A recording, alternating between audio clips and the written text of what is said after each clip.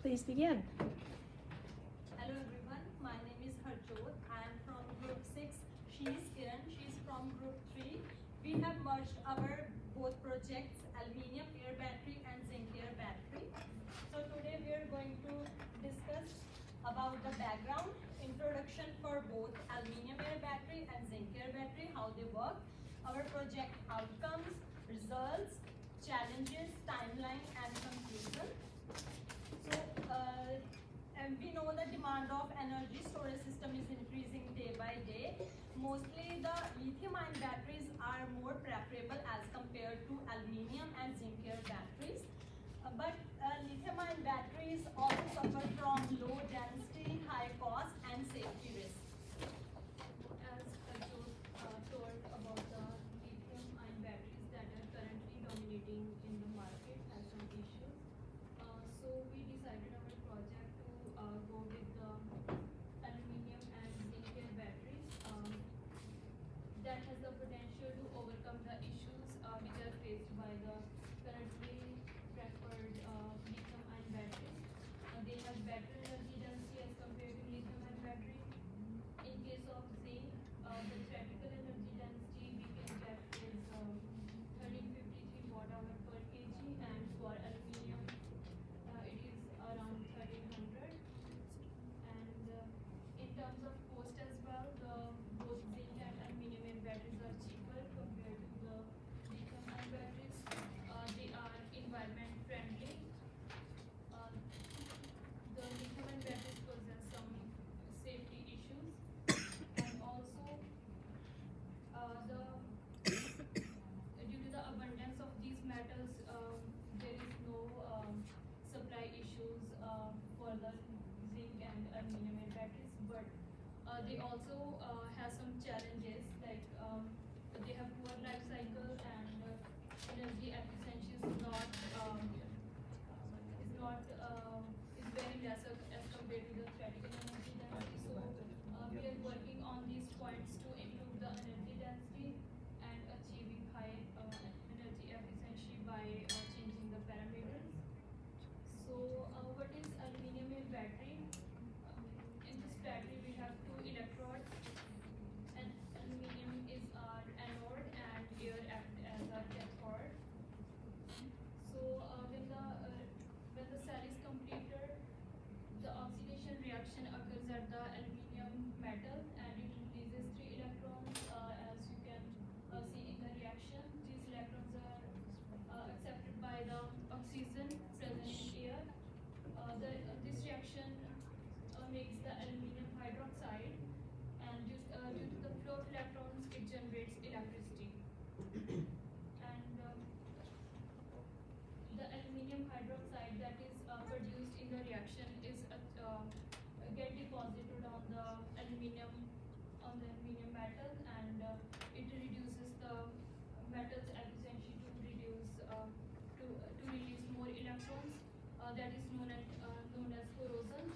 Our main objective was to reduce the corrosion by testing different electrolytes at different concentrations. So that's all about aluminium battery. The Next, zinc-air battery. It's almost similar to the aluminium. Like here, it's the porous air electrode, and this one is the zinc metal electrode. Here is a separate, mostly it's the membrane, which separate both the electrodes, and here is the electrolyte solution. Like here is KOH as an electrolyte solution. So here is a redox reaction. So at the zinc electrode, zinc is a metal, so oxidation occurs at the zinc electrode. During the reaction, the intermediate is formed, which is the zinc hydroxide. In the overall reaction, after both the electrodes, negative and positive electrode, the zinc oxide is formed. This zinc oxide acts as a corrosion on the zinc electrode. Because of this, it affects the overall performance of the battery. It also affects its life cycle. So we used different kind of electrolyte solutions at the different concentrations to improve the overall life cycle of the battery.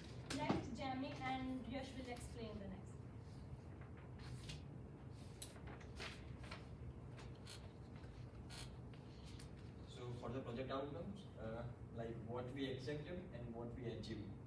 At the beginning, we expected we can get 100% energy density as compared to the lithium-ion battery.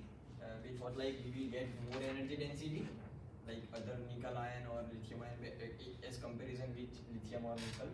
And But we achieved only 25% of the normal battery, and that was a major drawback of our like. And we expected like we can get better lifespan as compared to the lithium-ion or nickel-ion or any other batteries which are currently dominating in marketing. but we found out that only the lifespan of the battery was only 3 minutes. At the starting, we thought like we can reduce the corrosion of the aluminum and zinc. But this corrosion happened really fast, and that's why we decided to use membrane so that it can extend the battery life to some extent. So for that solution, we use different membranes like cellulose and polypropylene. According to data, cellulose was more better than polypropylene membrane, and that we concluded into that. And we also wanted to like use a different kind of electrolyte solution like NaOH and KOH we use. And after that, we thought like we will use a mixture of NaOH and KOH, like 2 molar NaOH, 4 molar KOH, 4 molar NaOH, 6 molar KOH. We wanted to use like that electrolyte solutions. But we thought of using this combination of both the electrolytes, so that we thought that we will get a better holdup, but the electrolyte only generated less power as And expected. we also want to add additives like acetic acid and some like vinegar or salt.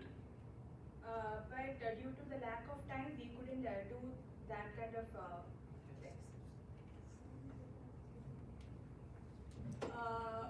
Over here, I'm going to explain how we set up our battery. At first, we thought of using the steel mesh as an electrode. We applied graphite slurry on top of the steel mesh. So we applied that, and we applied pressure, and then we heated up in the furnace, and then we used it as electrode. Then we obtained the electrode, and we submerged into the solution, in the electrolyte solution, and then we made up our battery. But later on, As we use the steel mesh and we use the graphite layer, but we face too many problems, which will explain later by my team member. So at the end, like after too many problems, we use graphite rod and as a cathode, and there is a reaction. You can see some gases like oxidization occur here, and that gas is oxygen. So we use graphite rod in place of the graphite mesh, like steel mesh. coated with graphite slurry. So it's a without membrane. We use membrane and we also take result without membrane. So without membrane, the corrosion of the anode is too much, like zinc and aluminum. It's completely completely like oxidized. So without membrane, it is not like too much. We can't get too much result. So, like we said before, that's why we have used the membranes. So when we have used the membranes, when we viewed it under Raman spectroscopy, we have seen less corrosion. You can see there are no holes in the anode as compared to the without membrane. Mukesh and Vishal will explain.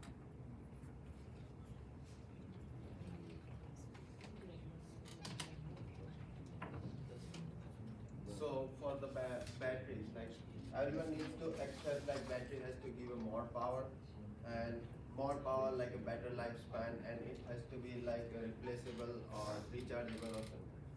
So I have some data for the 6 molar zinc air battery, and this is the power generation data. We get this data with membrane, like we used two types of membranes. One is the polypropylene and one is the cellulose membrane. It's a very not any standard membrane, like if it's the standard, we need to have like some porosity of the membranes, and we have to maintain that porosity for the like our every experimental data. But here we are using just general cellulose and the polypropylene one. So you can see here, like there is only one, like this green one, it shows the polypropylene data power generation graph, and it's dropping down rapidly fast. Instead of the cellulose one, it's dropping down very slowly, and still it has the, like a more power and better power than the polypropylene one. So from this, and it's not the reproducible data. So we made some conclusions, but we can't take any surety like this is our right data. But yes, we have some data for the zinc air battery, and that's the one. And We use 6 molar KOH data, and we saw that that voltage is dropping too fast. Is because of the corrosion takes place earlier. That's because of higher concentration. That we use 6 molar concentration. That's the result. The voltage drop, corrosion takes place like external zinc oxide and aluminum oxide layer forms on zinc and aluminum anode, so that lowers the reaction. That's why we got these results. And this is the lifespan graph of zinc air battery, about 6 molar. Here we can see, as I said earlier, like with the higher concentration, voltage drops too earlier. So for without membrane, it drops faster than with membrane. So this data shows all that I said earlier. so this one is for the aluminum air battery, and it's with the 2 molar KOH. And you see there's a 3 graphs, like with the cellulose, polypropylene, and the without membrane.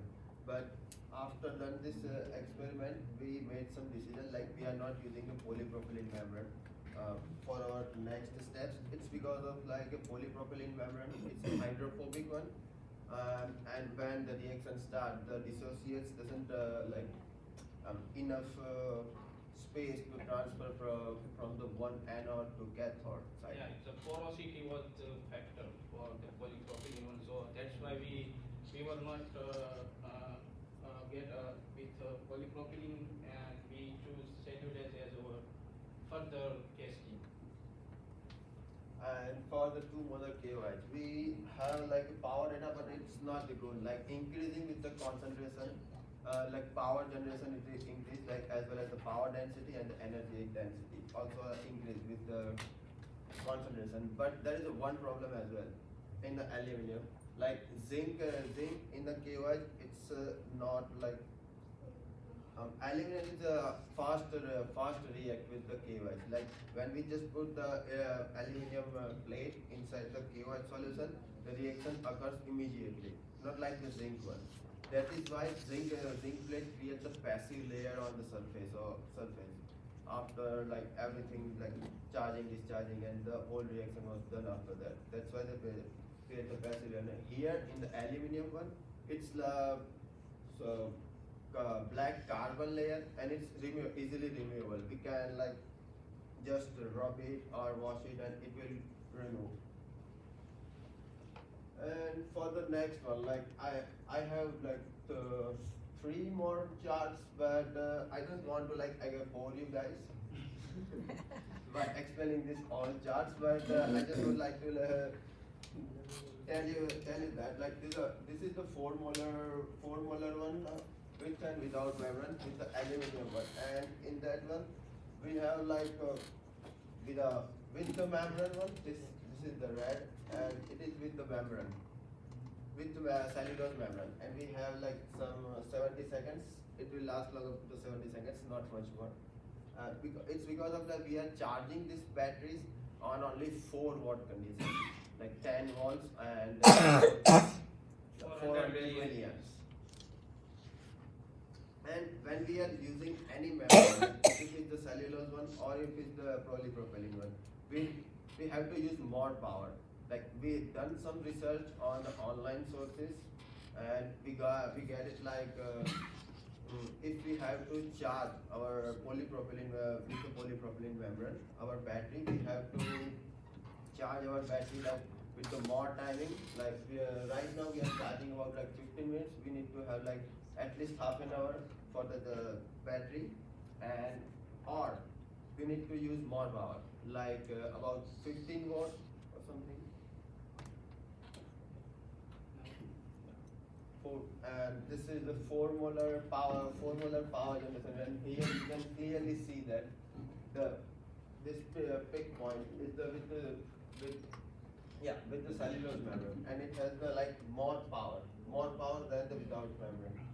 So from this all data, we concluded that cellulose membrane is good for the batteries in a power generation, and we also I don't know like anyone have a question for this one, but we are using KOH. It's because of we decided to go with the KOH, sodium hydroxide, and NaCl as well, with a different type of like concentration.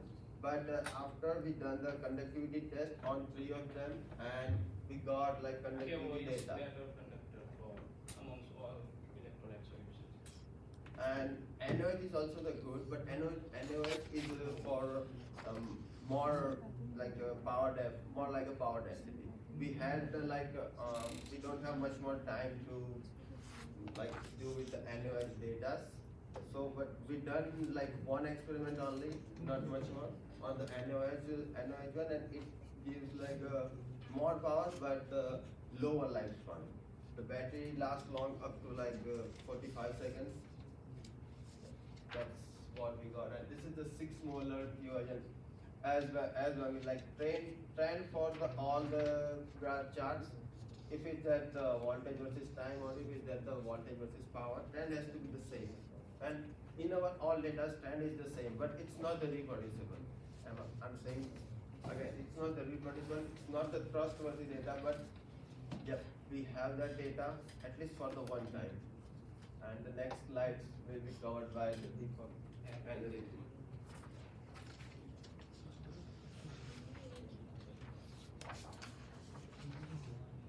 Hi everyone. So myself Riddhi and his name is Deepak. So we will discuss about problem and solution.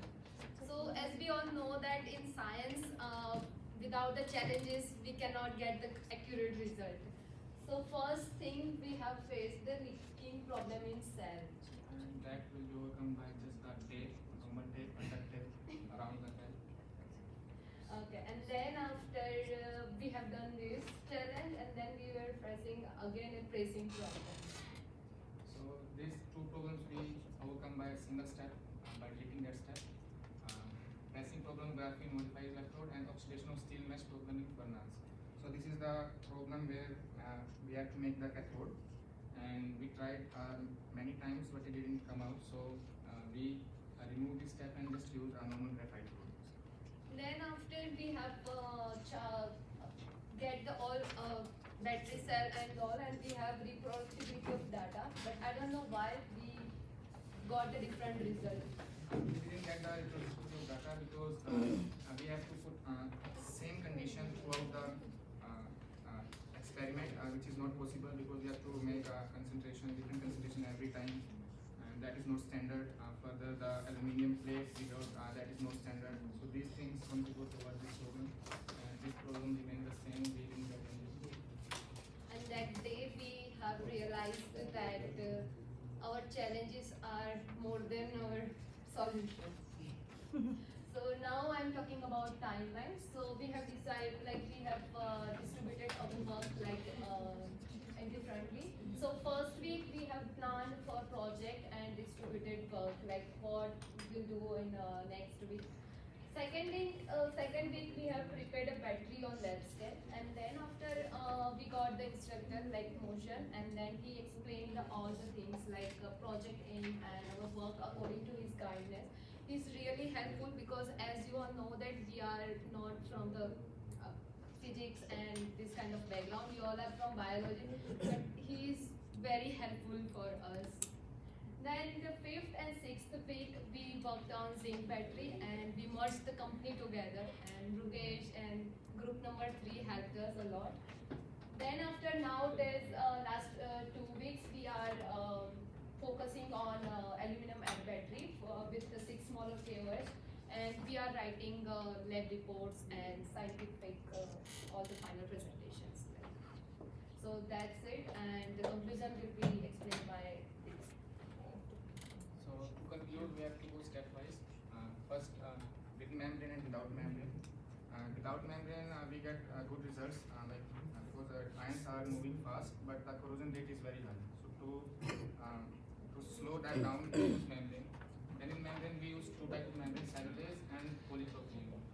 Cellulose gives us a better result as compared to polypropylene because polypropylene is hydrophobic; it repels the electrons. So as there is no movement of electron, we can't get any current.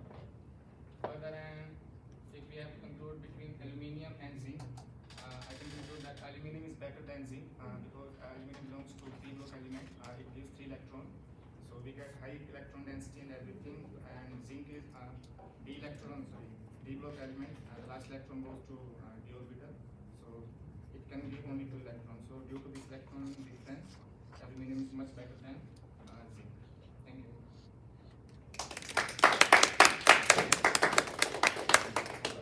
Excellent timing.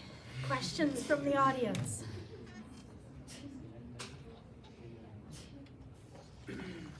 I'll start things off. In your the first slide where you showed the first microscope slide, I think it might have been the only one actually, you showed corrosion of, so you've got without membrane and with membrane, and we can see there's differences. How do you explain those differences? Like without membrane, there is a more corrosion. There is more, Without membrane, we get more corrosion. okay, Like the black spot, it's a corrosion over the aluminium or zinc. And in the with membrane, we can get like less corrosion. In that, the ion will exchange like very fast, but corrosion is happen like very quickly. and why do you think that there's that difference? How is the membrane affecting that difference? So we use membrane for that. Membrane is a We kind of use channel. with membrane. It allows the ions to go through at a certain limit or certain speed. So from that, like if electrons are ions are not going at that speed, which when they are going without the membrane, then we can show the render. Okay. Questions from the audience? So I have one question that you expected 100% energy density and you got 25%. So what do you think, like why that happened? What can be done to get 100% energy density? I think it's because of like the standard material. If we use the standard aluminum, we need like 403 aluminum or on a zinc plate as well, like 4011 or something like that, like pure zinc and pure aluminum. Might we have better result? I'm not sure about the 100. It's like our goal to get 100% result, but I can say that like we can get up to like 75% of density. Right now we are having like, if we are charging our battery on 4 watt for the 15 minutes, we get about like 1 watt or sometimes like 2 watt, not much more. That's why I'm saying like it's only 25%, not 50% as well. And is it the rechargeable, your batteries? Are they rechargeable? Yeah, at least right now it's rechargeable, but in performance it will be degraded like average charge. And for aluminum one, like to recharge, it's quite difficult. Like it is more expensive to reduce the corrosion of aluminum. The only rechargeable On a large scale. is mechanical way, and that is we need to just replace the anode.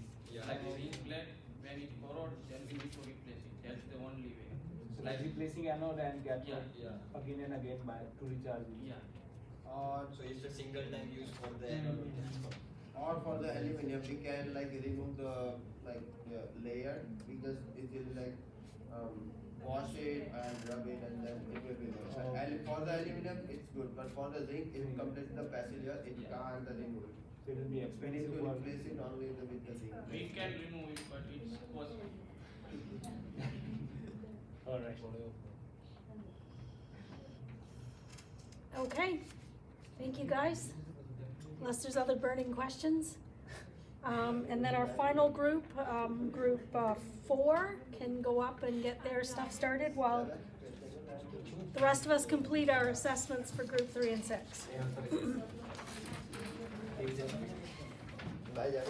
Bye. I have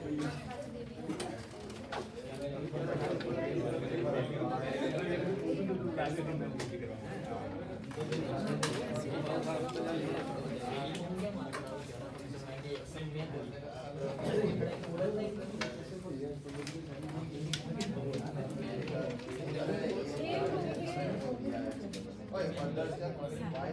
किसी ने हमें पूछा ही नहीं हमारा further step.